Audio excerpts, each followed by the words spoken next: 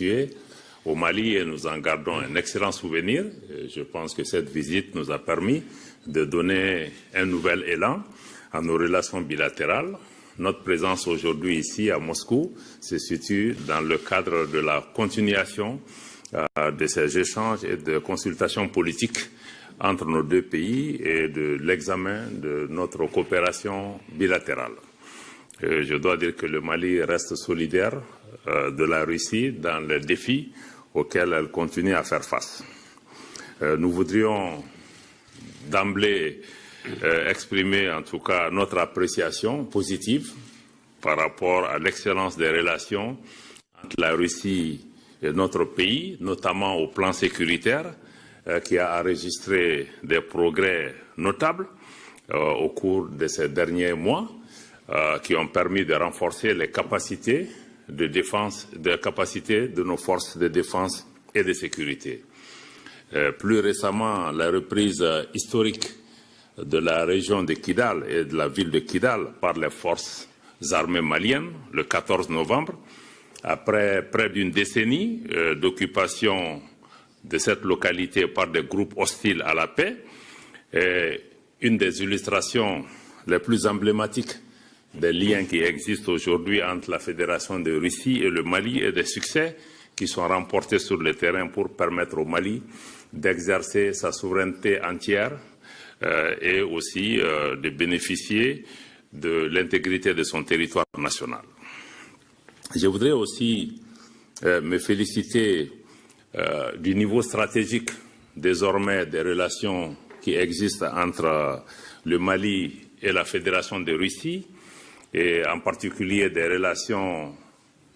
d'amitié qui existent entre son Excellence le président Vladimir Poutine et son Excellence le colonel Assimi Goïta, président de la transition du Mali, qui a d'ailleurs réservé l'année dernière son premier déplacement en dehors de notre pays pour pouvoir participer au sommet Russie-Afrique, au cours duquel ils ont pu échanger sur les voies et moyens de renforcer notre coopération tant sur le plan économique que sur le plan commercial et sécuritaire. Je voudrais aussi, comme le ministre Sergueï Lavrov l'a indiqué tout à l'heure, exprimer notre gratitude et notre reconnaissance à la Fédération de Russie pour les soutiens mutuels, mais aussi pour les soutiens que la Fédération de Russie apporte au Mali, au plan international, en tant que membre du Conseil de sécurité et dans d'autres enceintes, notamment dans le cadre de la gestion de la demande du Mali d'un retrait de la MINUSMA, mais aussi de la levée du régime de sanctions du Conseil de sécurité qui frappait injustement notre pays et notre gouvernement. Je voudrais en particulier aussi apprécier la lucidité de la Russie par rapport à l'attention qu'elle accorde toujours à l'intérêt des pays avec lesquels elle a une coopération et l'intérêt de ses populations et le respect qu'elle donne au choix politique de ces pays de pouvoir se gouverner eux-mêmes et de faire des choix économiques pour eux-mêmes en particulier.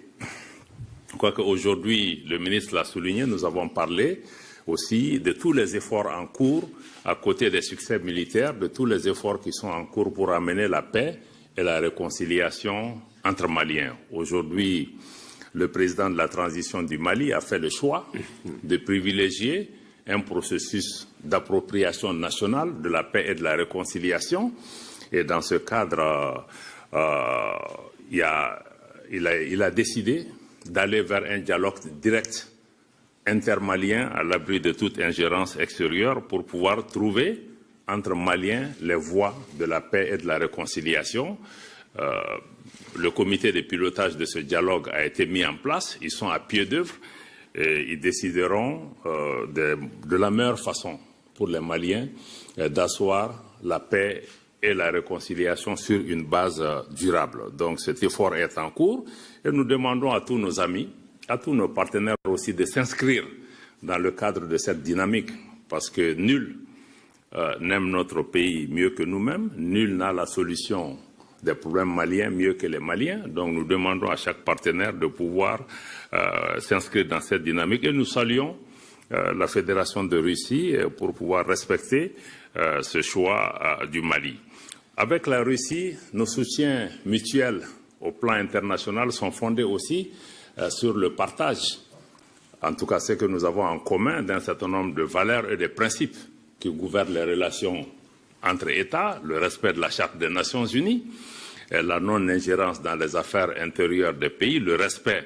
des choix politiques que les pays font, mais aussi nous sommes unis dans notre opposition à ce que nous appelons la politisation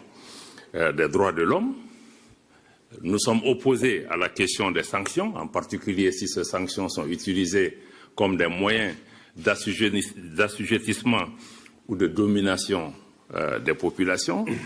Nous nous opposons à toute approche néocoloniale de nos relations et aussi nous sommes la Russie